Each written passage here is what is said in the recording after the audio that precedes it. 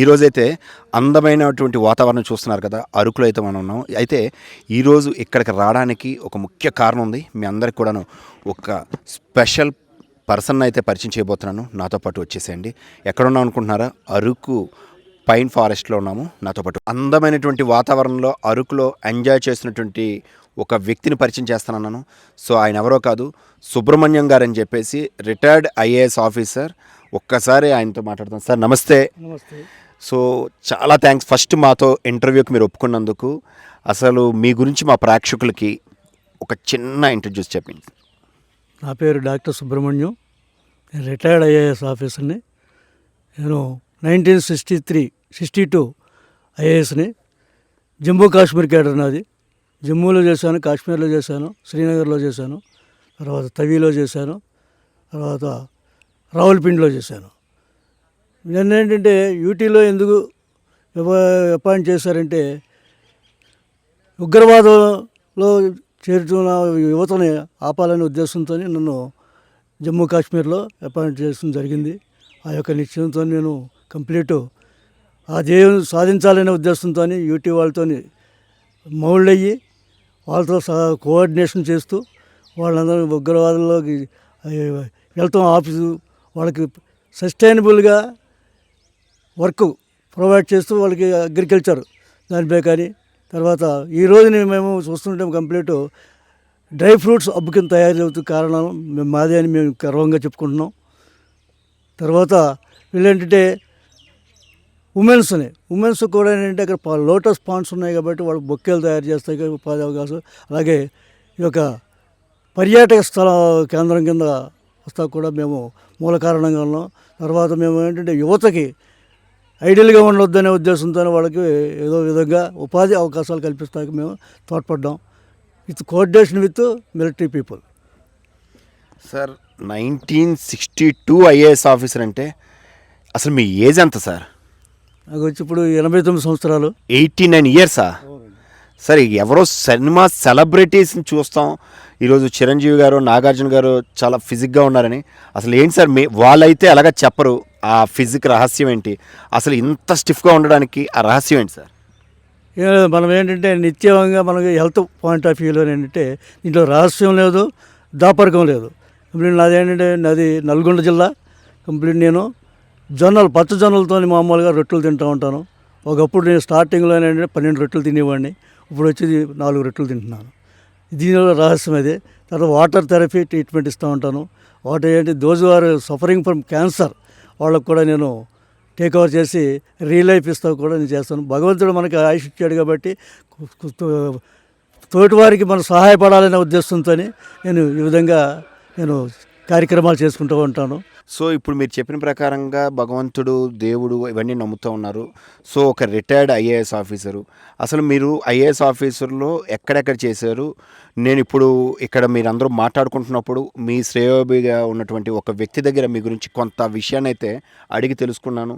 మీరు చాలా అత్యున్నతమైనటువంటి పదవులను కూడాను చేపట్టి వచ్చారంటున్నారు. అసలు ఏమేం చేశారు? ఎంతమంది అంటే 1962 అంటే చాలామంది మన ప్రధానమంత్రులు కావచ్చు, ముఖ్యమంత్రులు కావచ్చు, అంటే మన తెలుగువారిని, మీరు తెలుగువారు కాబట్టి మన తెలుగువారు తాలూకా అసలు ఎవరెవరిని కలిసి ఉంటారు? మీ అనుభవం ఏంటి ఒక్కసారి మాకు? అది బేసిక్గా నేను స్టడీస్లో ఏంటంటే హైదరాబాద్ పబ్లిక్ స్కూల్లో చదివాను. తర్వాత ఖరగ్పూర్లో ఫస్ట్ బ్యాచ్ ఆఫ్ ఐఐటి ఖరగ్పూర్లో చేశాను. తదుపరి ఉస్మానియాలో ఎంటెక్ చేశాను. తదుపరి సివిల్ సర్వీస్ ఎంబీఏ చేసిన తదుపరి సివిల్స్కి వెళ్ళి 1962లో సెలెక్ట్ అయ్యి మామూలుగా నేను జమ్మూ కాశ్మీర్ కేడర్గా నా యొక్క ఆరంగడ్ జరిగింది కలెక్టర్గా చేస్తూ జమ్మూ కాశ్మీర్లో చేశాను. తర్వాత శ్రీనగర్లో చేశాను. తర్వాత రావులపిండిలో చేశాను. రావులపిండి మన ఆధీనంలో ఉండేది. తర్వాత అనేక పరిణామాలను రావులపిండి అటువైపు వెళ్ళటం జరిగింది. తర్వాత నేను డెహ్రాడూన్లో చేశాను. తర్వాత అమృత్సర్లో చేశాను. తర్వాత చండీగఢ్, పాటియాలా, జలంధర్ ఈ యొక్క 6 రాష్ట్రాల్లో కంప్లీట్ నేను ప్రతి డిస్టిక్లో కలెక్టర్గా చేస్తూ సెంట్రల్ సిఎండిగా సెంట్రల్ ఎలక్ట్రానిక్స్లో చేసిన తర్వాత నేను తదుపరి ఏంటంటే ఇస్రోలో డైరెక్టర్గా చేరడం జరిగింది.